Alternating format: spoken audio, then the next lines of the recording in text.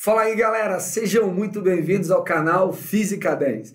Nessa aula em específico, nós vamos dar continuidade com você ao estudo da dinâmica, discutindo com você uma força muito importante, muito presente, muito enraizada no nosso dia a dia, chamada força de atrito. Na verdade, vamos dedicar essa e a nossa próxima aula à melhor compreensão da força de atrito.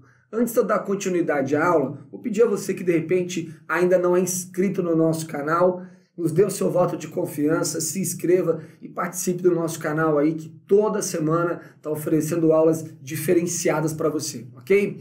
De repente você que já é inscrito, deixe seu like, deixe seu comentário, compartilhe nossos vídeos, tudo isso nos ajuda imensamente, ok? Turma, de resto, vamos nessa, aula de hoje, força de atrito estática. Vem comigo, gente. Bom, gente, na aula de hoje nós vamos discutir com você a força de atrito. Na verdade, o atrito que nós vamos discutir com você hoje é um atrito muito específico, porque é aquele atrito presente em superfícies sólidas. Quero que você desde hoje saiba que há outros tipos de atrito. Nessa aula em específico, nós vamos trabalhar com superfícies sólidas. Superfícies essas que têm algum grau de rugosidade, de aspereza ou mesmo de aderência. Devido a essa aderência, você pode conseguir colher dos movimentos em si alguns tipos de resultado. Por exemplo, moçada, o simples ato de andar só é possível devido à presença da força de atrito. O simples fato de você conseguir deslizar um palito de fósforo e com isso acendê-lo se deve à presença da força de atrito, ok? O que eu queria que você entendesse é que em algumas situações, quando há a atuação da força de atrito, você consegue perceber um deslizamento de uma superfície sobre a outra. É o caso do palito de fósforo. Já em outras situações, quando você anda, há uma certa tendência em deslizar, mas não há o deslizamento. Então eu queria pontuar com você, moçada, que tais forças vão surgir quando há um deslizamento ou mesmo uma tendência de deslizamento entre as superfícies em contato, ok? Isso nos leva a dois tipos de atrito. Vem comigo aqui, gente. Gente, tipos de atrito. Queria que você soubesse que nós vamos trabalhar com um tipo de atrito chamado atrito estático e com outro que nós vamos chamar de atrito dinâmico. A força de atrito estática, turma, ela surge quando não há um deslizamento entre as superfícies de contato. Perceba que a sola do tênis não desliza sobre a superfície. Não há um deslizamento, não há um escorregamento entre o tênis e o chão. Isso já não acontece quando olhamos para a situação de baixo. Nessa situação, você percebe um deslizamento do palito sobre o fósforo. A esse tipo de força se chama de força de atrito dinâmico. Acompanha, gente? Ela surge quando há um deslizamento entre as superfícies de contato. Na aula de hoje, nós vamos trabalhar especificamente com a força de atrito estático. Ok, turma? Na nossa próxima aula, a gente trabalha com a outra, o dinâmico daí, ok? Vamos nessa então, gente. Bom, gente, a aula de hoje de fato começa agora. Nós vamos trabalhar com você com um tipo de força de atrito presente quando não há o deslizamento entre uma superfície e outra. Perceba que essa imagem ao lado é bem sugestiva. O rapaz em questão aplica uma força na pedra, mas acho que você concorda comigo que não haverá movimento, não haverá deslizamento, é o melhor termo para essa aula, entre a pedra e a superfície. Ele está aplicando, mas o encaixe existente, microscopicamente falando, entre a pedra e a superfície, impede que haja o deslizamento dela em relação à superfície. A essa conjectura, a esse contexto, a gente entende que existe a atuação de uma força de atrito estático. Eu queria registrar isso para você bem conceitualmente, ok? Vem comigo aqui, gente. Então, turma, notar que essa tal força de atrito estático, ela surge quando há uma tendência de deslizamento entre as superfícies, mas não há o deslizamento em si. Perceba, o rapaz em questão, ele aplica uma força para a direita, gerando uma tendência da caixa em deslizar para a direita. Microscopicamente, é importantíssimo que você entenda que a caixa é imperfeita, ela tem rugosidades, tem imperfeições, assim como o chão. E dessas imperfeições surge um encaixe entre as superfícies. Muito mais do que só um encaixe, a formação de ligações aqui. Ligações essa, por sinal, de natureza eletromagnética. É dessa interação devido às irregularidades presentes nas superfícies que existe uma força que se opõe a essa tendência de deslizamento. Perceba, o rapaz em questão aplica uma força para a direita. A tendência de deslizamento é para a direita. Perceba imperfeições na caixa, no chão. E se a tendência é deslizar para a direita, já que a caixa não se move, é porque nós teremos um atrito em sentido contrário a essa tendência de deslizamento. Se eu estou tentando deslizar para a direita, é porque na situação em específico nós temos uma força de atrito orientada para a sua esquerda. Tudo bem, turma? Quero te mostrar agora mais alguns elementos. Vamos só, gente. Turma, guarde essa frase que é importantíssima. A força de atrito tem sempre sentido contrário à tendência de deslizamento, ok? Quero te mostrar mais alguns elementos, alguns fatores que influenciam na questão do atrito. Vem comigo, gente. Turma, até o momento que nós temos é o seguinte, você tem um rapaz aí que está tentando gerar um deslizamento para a direita e você sabe que o FAT vai se opor a essa tendência. Quais são os fatores que nos influenciam ter uma força de atrito maior ou menor? Turma, o primeiro fator nós vamos chamar de coeficiente de atrito. Ele está diretamente ligado com a superfície, no caso aqui, caixa e chão. Esse coeficiente de atrito, ele mede exatamente isso, o nível de resistência que a superfície oferece ao movimento. Quanto maior esse número, mais aderente, mais rugosa, mais áspera é a superfície. Importante salientar contigo que essa é uma grandeza adimensional. Lembra, turma, não possui unidade. A tabela ao lado ilustra isso. Perceba, turma, estamos colocando borracha sobre o asfalto seco. Um pneu, né, gente? Esse coeficiente em questão, notem, ele vale 1. Reparem, moçada, sem unidade. A mesma borracha sobre asfalto molhado já tem um coeficiente bem menor, o que explica o porquê de termos um chão mais escorregadio, mais liso, quando temos o asfalto molhado. Perceba que o tal do coeficiente de atrito, ele não depende só da borracha, mas também do material a qual ele está em contato. É dessa interação entre as superfícies que a gente mede esse tal de coeficiente. Turma, um outro fator importante que vai influenciar no valor do FAT é exatamente o nível de compressão existente entre a caixa e a superfície. Nesse momento, estou listando para você uma força importantíssima para nós, que é a força peso da caixa. Notem que quando o peso da caixa entra em contato com a superfície em si reage sobre a caixa através de uma força que nós chamamos de força normal. Notem, galera, quanto mais pesada for essa caixa, mais conectada ao chão a superfície fica. Notem, ao lado temos um objeto mais pesado. Olha como as superfícies encaixam muito mais. Ao lado, algo mais leve sobre a mesma superfície. Olha como encaixa bem menos, moçada. É por isso que a normal é um outro fator que vai influenciar no valor da força de atrito, o que matematicamente nós podemos enunciar pela seguinte relação. A força de atrito estático é o μ estático vezes a normal. Turma, para melhor entendermos a atuação da força de atrito estático, eu vou criar um problema com você. Vem comigo, gente. Bom, nesse momento, turma, eu estou pegando a mesma situação que você acabou de ver. Só que dessa vez nós vamos fazer um tratamento um pouco mais numérico para a situação em questão. Vou pedir para você levar em conta que a massa da caixa aqui presente vale a 100 quilos.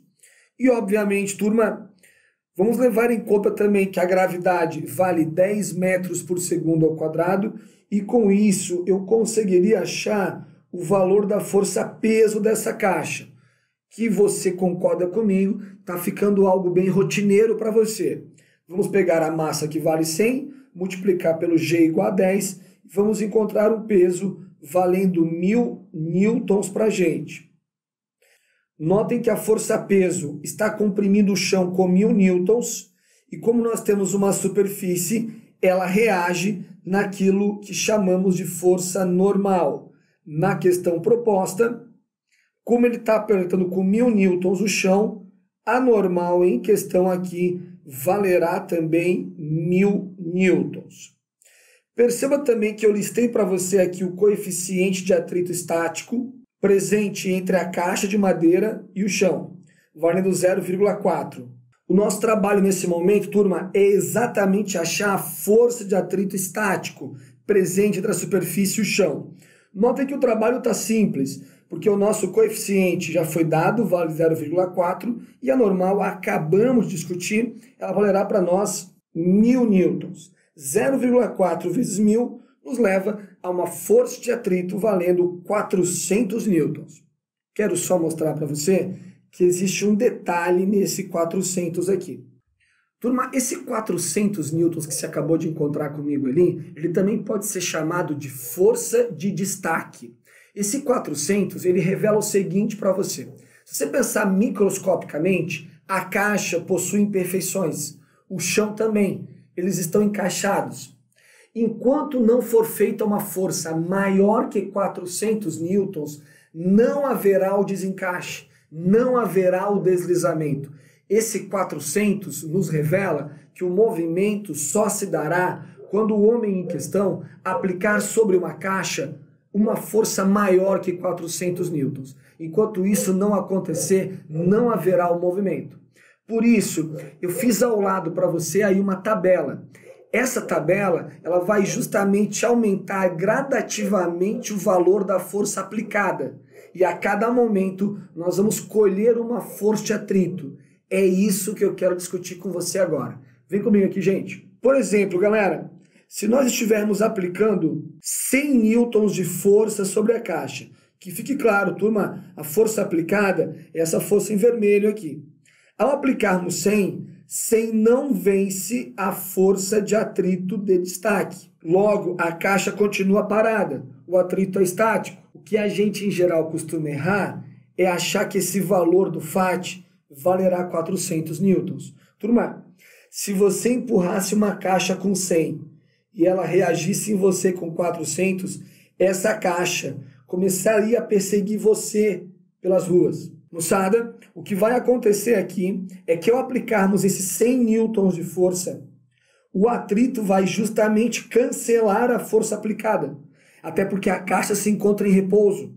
E se está em repouso, a resultante tem que ser zero. E para anular um 100, o FAT vai assumir um valor igual a 100. Ou seja, galera, esse valor que você encontrou aqui é o valor máximo da força de atrito. Enquanto não atingirmos esse valor, a força de atrito vai anular a força aplicada, gerando justamente uma força de mesma intensidade, de mesmo valor que a aplicada. Notem, se aplicarmos 200, 200 também não consegue desencaixar. O atrito ainda é estático. E por mais que eu empurre com 200, o chão reage com 200 contrário, de forma que a resultante vale zero.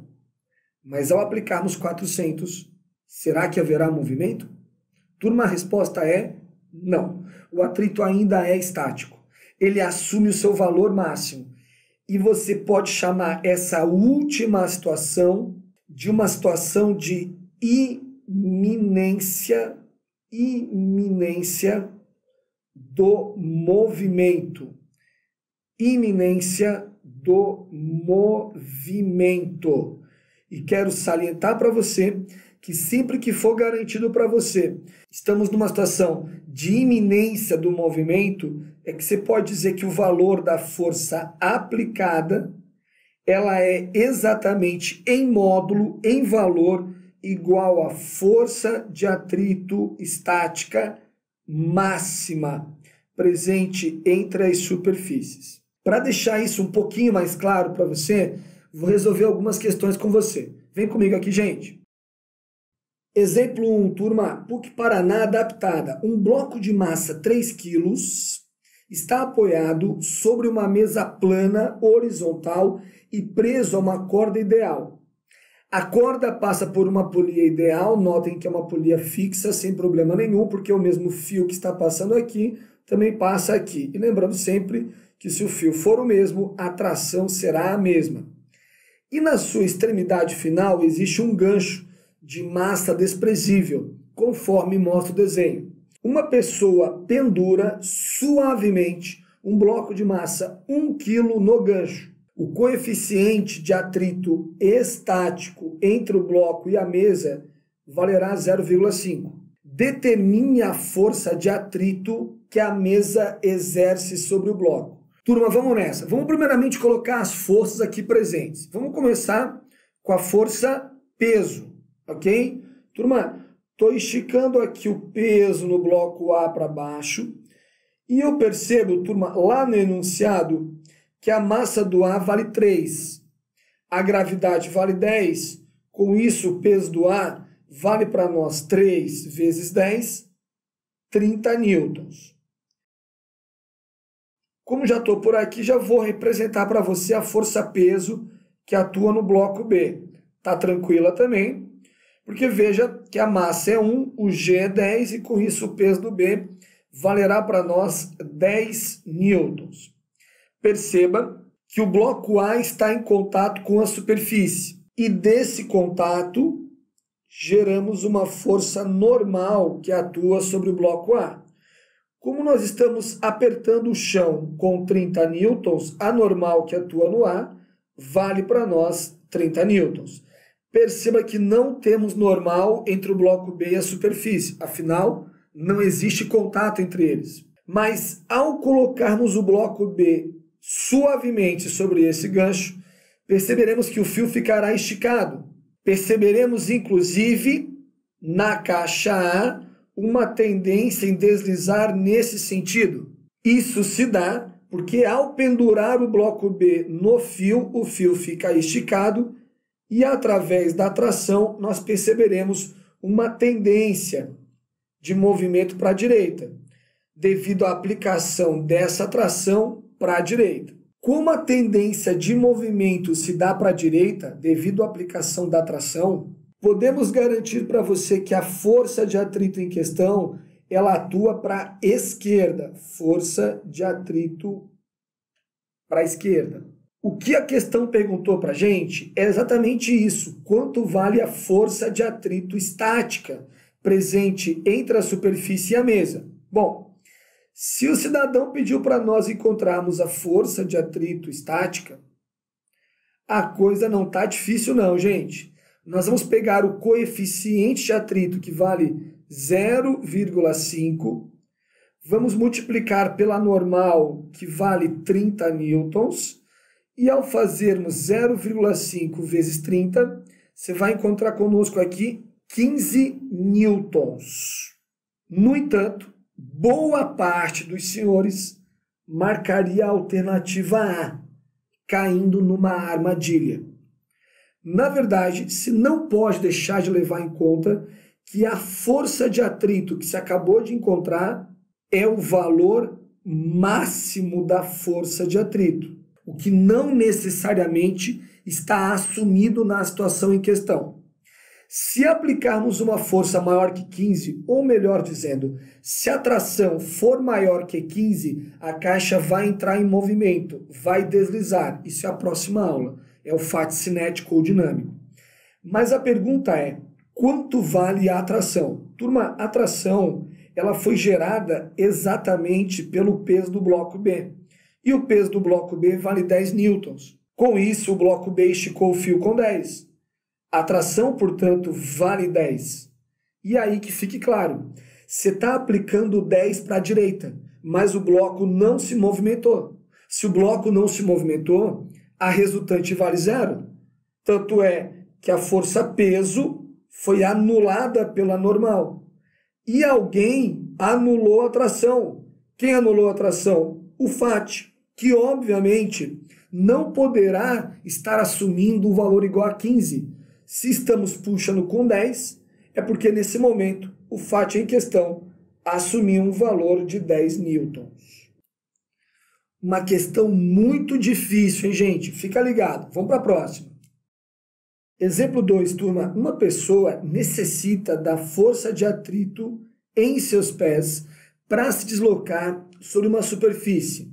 Logo, uma pessoa que sobe uma rampa em linha reta será auxiliada pela força de atrito exercida pelo chão em seus pés. Vou enfatizar para você que o que nós queremos é a força exercida pelo chão sobre os pés. Em relação ao movimento dessa pessoa, quais são a direção e o sentido da força de atrito mencionada no texto? Gente, tenta imaginar que essa minha mão aqui faz o papel de pé e essa outra mão de superfície. Quando nós queremos subir uma rampa, a ideia é que o pé ele encaixa na superfície, aquela parte microscópica que discutimos ao longo da aula. Notem que a ideia é você subir a rampa. Mas, turma, quando você tende a subir, o deslizamento do seu pé, se o seu pé escorregar, a tendência em deslizar é para baixo. Se a tendência em deslizar é para baixo, é porque a força de atrito que atua sobre os seus pés está aplicada para cima. Logo, ela está em oposição à tendência de deslizamento, mas ela é justamente favorável ao movimento. Por isso que ao longo da aula inteira eu fortaleci contigo que o sentido da força de atrito é em oposição ao deslizamento e não necessariamente ao movimento. Estou repetindo para você, a tendência do pé é deslizar, é escorregar para baixo. Se não escorregou para baixo, não deslizou para baixo, é porque nós vamos ter uma força de atrito aplicada para cima. Vamos lá, gente? Notem, turma, ele vai empurrar o chão para baixo e o chão reage, aplicando sobre ele uma força para cima que nasce originária da interação entre o pé e a superfície. Notem que ela é paralela ao movimento e no mesmo sentido do movimento. Alternativa correta é a alternativa C. Paralelo ao plano e no mesmo sentido do movimento. Turma, com isso finalizamos mais uma aula do nosso canal. Essa aula trabalhou contigo FAT estático. Nossa próxima aula, FAT cinético, ok? Não perde. Para você, uma excelente semana e até a próxima aula. Tchau, gente. Valeu aí.